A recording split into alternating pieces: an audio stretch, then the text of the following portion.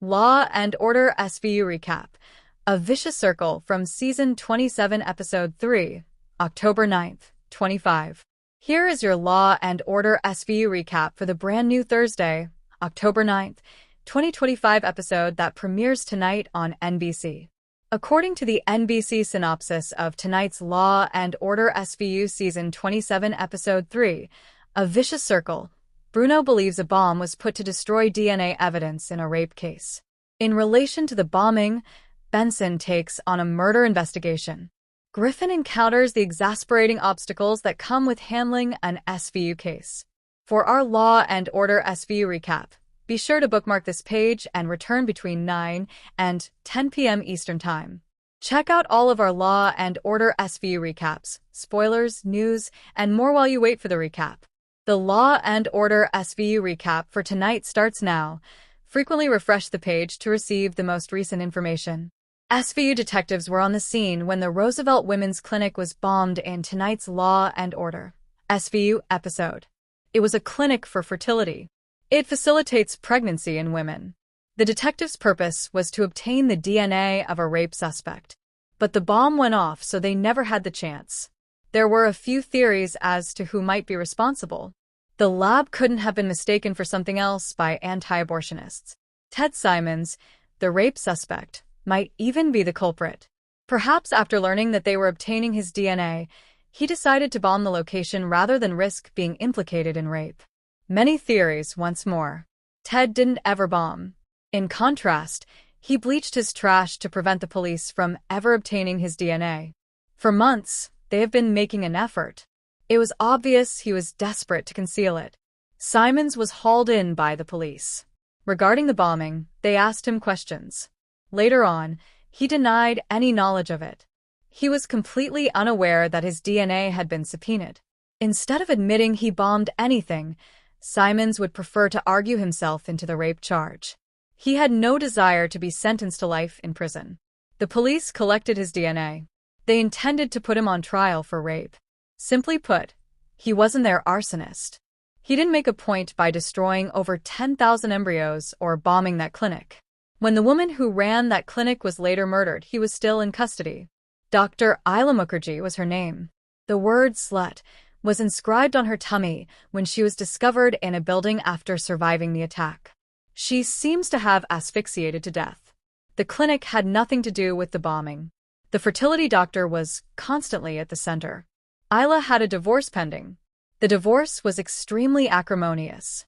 His lawyer, her lawyer, and she all wanted to reach a settlement. He was the only one that wanted the majority of her practice. A brilliant plumber he was. After becoming drunk and strangling someone at a pub, he ran afoul of the law.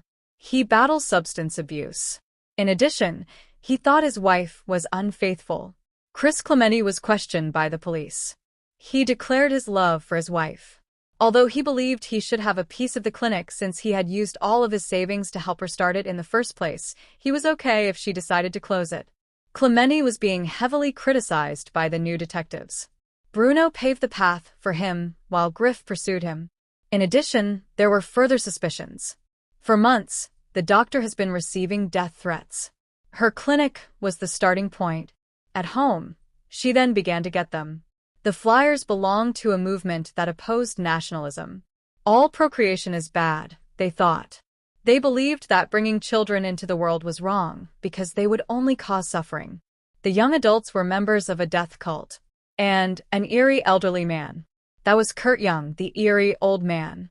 After chatting with someone on Reddit, he joined the movement. Like all other movements, he joined it. The cause didn't interest him.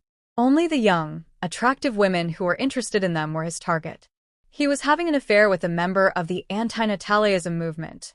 Kurt was not responsible for either the bombing or the doctor's murder.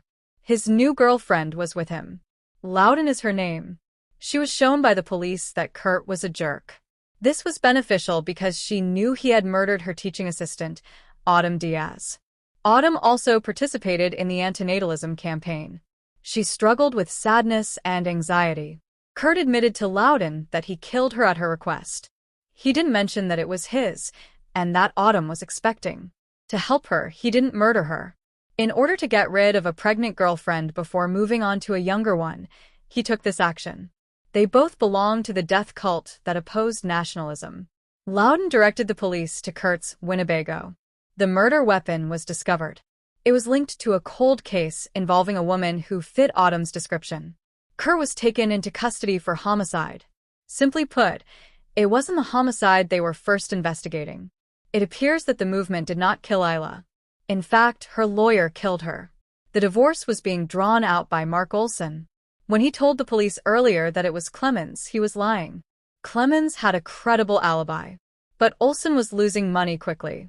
Even while he takes advantage of his clients, he was using his buddies' workplaces to look respectable. He continued to bill as many hours as he could while the divorce was still pending. And with him, the funds quickly run out. Substances. Get a divorce. Insolvency. The doctor's body was discovered a block from Olson's actual workplace. At his workplace, the murder weapon was discovered. There was no DNA after he used bleach to clean it. All it did was match the marks the victim's throat had. He was an attorney. He used to be a competent attorney. The ADA Carisi appeared as though the questioning had been a trial. He put Olson at a disadvantage. He forced him to make a bargain by presenting him with the proof. Additionally, Detective Velasco was accepting a permanent position in San Diego with the DEA. Before leaving, he bid Finn farewell after Captain Benson assisted him in making the decision to accept the position. Finishment.